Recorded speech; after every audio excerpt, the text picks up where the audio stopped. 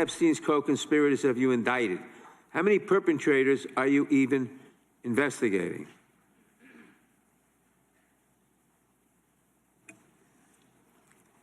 First, you showed it. I find it. How many have you indicted? Excuse me. I'm going to answer the question. Answer my question. No, I'm going to answer the question the way I want to answer the question. No, you're going to answer the question the way I asked it. You can let her filibuster all day long, but not on our watch. Reclaim not it? on our time. No way. Reclaim and I it? told you about that, Attorney General, before you started. You don't tell me. Yeah, I did tell you because we saw what you did in the Senate. Lawyer, not even a lawyer. I'm going to teach you the rules again. You're the Attorney General of the United States. We have rules here. You're obsessed with him. You're the Attorney General of the United States. You're obsessed with Donald Trump. You No. have Trump derangement syndrome.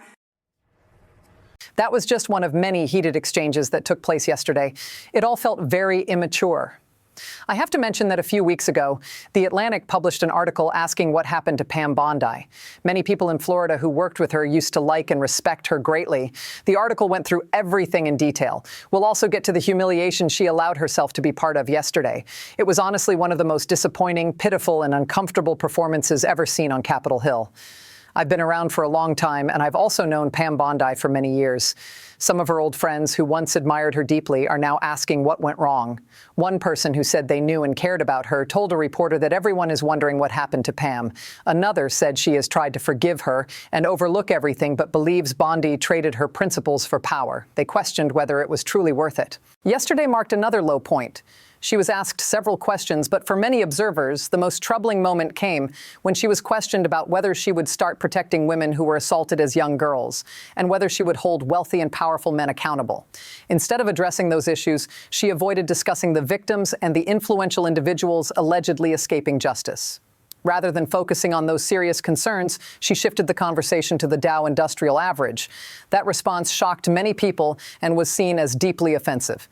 Similar moments occurred repeatedly throughout the day. As someone who has observed her career for a long time, I actually feel sympathy for her and ask the same question her former friends are asking. Was it worth damaging her reputation, herself, and the country in this way? This also follows another major turning point. There was an attempt to charge 6 U.S. senators for exercising their First Amendment rights and for simply restating military law and previous comments made by Pete Hegseth, as well as statements Bondi herself had included in a court filing the previous year about service members breaking the law.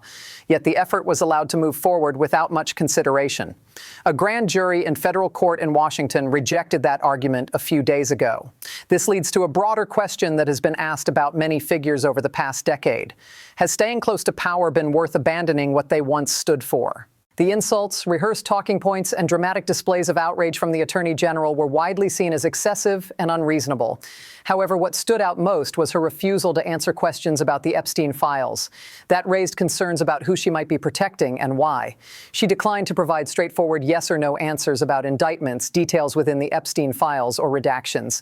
Instead, she turned to her notes and criticized the person asking the questions. One notable moment came when the U.S. Attorney General responded to a question from New York Congressman Jerry Nadler, who asked how many of Epstein's alleged co-conspirators had been indicted.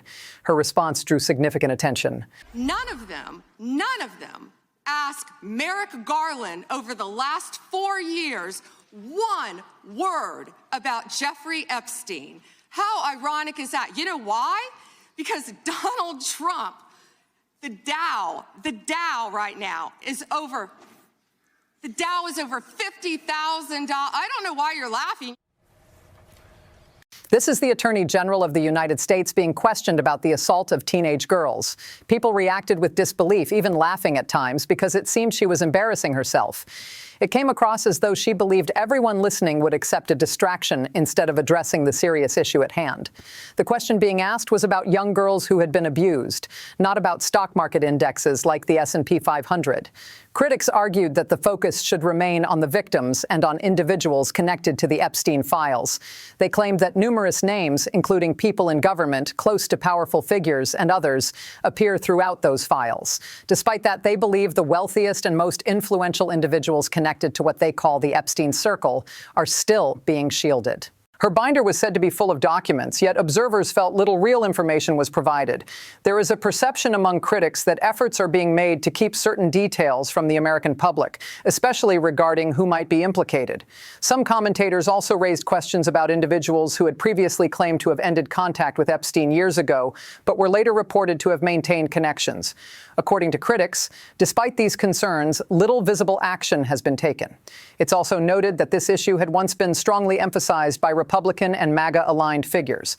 Many had promised to expose hidden abusers and hold powerful people accountable. However, critics now argue that instead of transparency, there appears to be continued secrecy. They say this concern is not limited to Democrats on oversight committees. Even Republican Congressman Thomas Massie of Kentucky has expressed similar frustrations. Massie and others had previously supported calls for releasing the Epstein files. Before gaining power, several figures, including Kash Patel and Pam Bondi, spoke about making those documents public.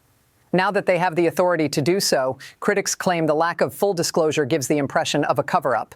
Massie has even co-sponsored efforts aimed at forcing the release of the Epstein files, arguing that the public deserves to see them. Are you able to track who in your organization made this massive failure and released the victims' names? Are you able to track who it was that obscured Les Wexner's name as a co-conspirator in an FBI document? Do you have that kind of accountability? I believe Wexner's name was listed more than 4,000 times. Yeah, I already told you that. This is where he's listed as a co-conspirator. Can I finish my answer? Come on, let me finish my answer. We corrected that within 40 minutes. He was already, you're acting like everybody's trying to cover up Wexner's name. Reclaiming my time. I'm going to answer this question. Reclaiming my time. Mr. Chairman. This isn't how this works. Can I have my time back? Mr. Chairman. The gentlelady can give her answer. The time belongs to the gentleman from Kentucky. All right, I'm reclaiming my time. Can I give my answer? So yes. I'm going to put the language of the bill up on the screen. Chairman, may I give my answer on that? It's a political joke, and I need to give my answer on that. We'll let the Attorney General respond, and then the gentleman can move to his next question. It's my time. Within 40 minutes, you asked me a question. Within 40 minutes, Wexner's name was added back. Within 40 minutes of me catching you red-handed. There was one redaction out of he's over listed as a co-conspirator. And we invited you in. This guy has Trump Gentlemen. derangement syndrome. He needs to get, you're a failed politician. Gentlemen, You need to get I want you to watch the video. Mr. Chairman, please restore his time and remind the witness of the rules here. There is no credible information. None. If there were, I would bring the case yesterday that he trafficked to other individuals. Is that your position as well? My position is any victim who comes forward, of course, we would love to hear from them. 1-800-CALL-FBI.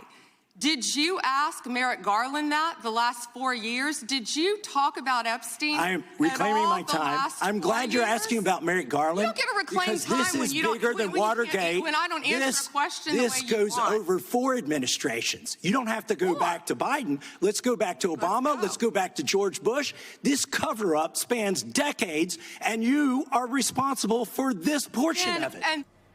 Critics say this alleged cover-up has stretched across decades, and they argue that she is now responsible for her part in it. They believe that even though she continues trying to talk over others during questioning, it doesn't change the perception that she is currently involved in a major effort to conceal information. Observers described the exchange as revealing. At one point, she would not even allow a congressman to read aloud from a law that had passed the House of Representatives by a vote of 427-1. Instead, she responded with personal remarks, which critics viewed as an attempt to prevent discussion of the legislation. She had stated that she was prepared to listen to victims, yet when victims present in the room stood up, critics say she did not turn to acknowledge them. Many victims were reportedly present, but she did not face them or engage with them, which drew strong reactions. Instead, the conversation shifted into exchanges of personal insults and accusations, with both sides criticizing each other's credibility and motives. Some commentators argued that those being labeled as overly focused on Trump were actually individuals who had sacrificed professional reputations in an effort to stay in his favor. They claimed this dynamic led to the neglect of victims' concerns, even when those victims were physically present in the room. The visual of the moment drew attention. As Attorney General on a national stage, critics expected her to stand in support of women who had suffered abuse. Instead, they felt she symbolically turned away from survivors of repeated sexual exploitation, some of whom were minors at the time of the alleged crimes. For them, that moment represented a defining image of who she has become in her current role.